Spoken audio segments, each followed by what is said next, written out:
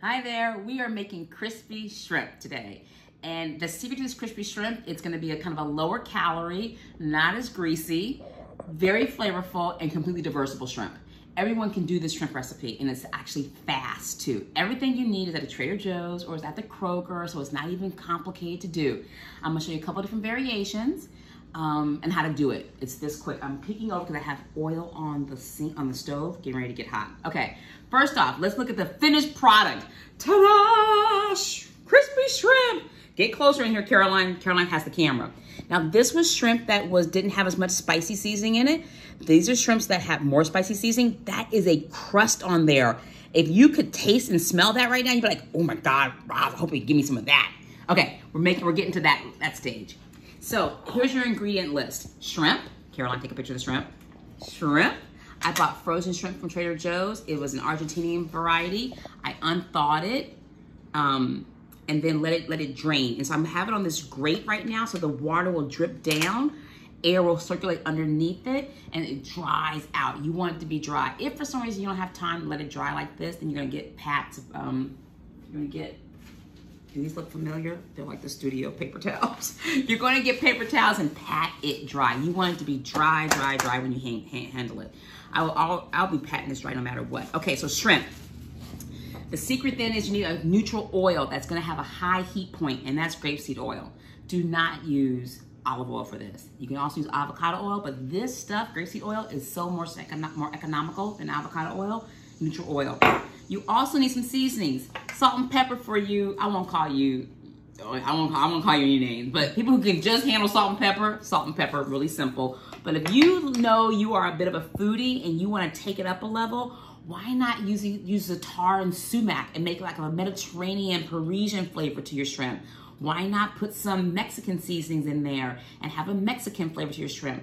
I could see an Italian blend, not the herbs though, because they would burn, like an Italian kind of blend. But I just like it hot. Oh, I would do Cajun or Creole too. Those seasonings, and then do that in here, amazing. Caroline's like going up and down like, yeah, that'd be good. Okay, but we're gonna use salt, pepper, but I like a little bit of a kick, so I'm gonna use seasoning salt. So seasoning salt will take the place of adding other things, and that'll be a good blend for me, okay? And then because I do want a little more of a crust on there and I want it darker, I'm gonna use a little secret paprika. When you add a little paprika, it makes the color of anything a little bit darker, and that visual may tell you that it's cooked. You don't want to overcook it, but also may give someone, oh, it's more flavorful and it's crispy. So kind of use paprika. If you think people do not like spice, don't use paprika. They're gonna think it's spicy. If they do like spice, put paprika in there, and you can handle it that way. The final secret ingredient is cornstarch. This is the first time I've ever bought cornstarch in my life. And I actually didn't buy it. Caroline bought it for me. But it's the cornstarch that makes the shrimp crispy. I'm looking over my shoulder at my oil. Oop, it's getting hot. It's there. I'm gonna take it off the burner. Yep. I'm gonna bring it back. So cornstarch. So we're gonna use some cornstarch. This is a basic variety. Now cornstarch, I'm gonna get my glasses out here. I'm of that certain age. This cornstarch is interesting because 1 tablespoon has 30 calories. So you're actually adding some calories here, but you're not adding any you're adding a little bit of carbohydrate and 30 calories. There is no fiber in this. This is not the 5-to-1 ratio, anything happening with this, but because I'm not using a whole bunch of it, and it's a conduit for so much texture and flavor, I could see bringing this into my everyday meal plan meal. Not every week, maybe 1 or 2 meals out of the week, but if I really said, okay, it's not gonna fit my meal plan, it definitely could be a treat time too, where you could then put it with a shrimp taco and do a lot of other things with it, stir fry with rice or things, or things you really want with it for a treat time. But it's not, I wouldn't say you would use this all the time, but it is a technique for crisping up stuff. Why it works for fish, and especially for shrimp, is because they're small pieces, so it gets coated all over. They cook within a minute, and you just need a quick cook on this. You're not trying to burn the cornstarch. So we're using some cornstarch. Okay, those are your ingredients. Now here's how we do it.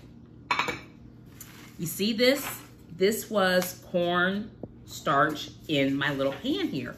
Caroline, I'm gonna get you guys. You see that? Get close. There you go. Here you go. And we seasoned it already. There was salt, there was pepper, there was stuff in this. It's already seasoned, okay? So it's seasoned. Caroline, if I mess up anything, do tell me, because Caroline made these. I ain't even started them yet. She did them already, so she's the pro at this. I'm gonna take my shrimp. If you use your hands, Caroline, people don't like touching food, you can just get a fork out. And that way, ooh, don't do that. And don't just dump it all in. You're gonna wanna get a couple pieces into your dredge, a few pieces, and then get them in there. Am I doing this how you did it, Caroline? Yes. So don't dump it all in because you're gonna create clumps, especially if your shrimp is not 100% dry. Okay, and so I'm kind of getting. I'm gonna get some of that batter off of it, some of that cornstarch off of it. I'm gonna go in and dredge these pieces here, and I come back. I like using a pan like this to do the dredging because that way I have more control. I don't want to use a bowl. It clumps more in a bowl, and I can stick the pieces over there as I'm done.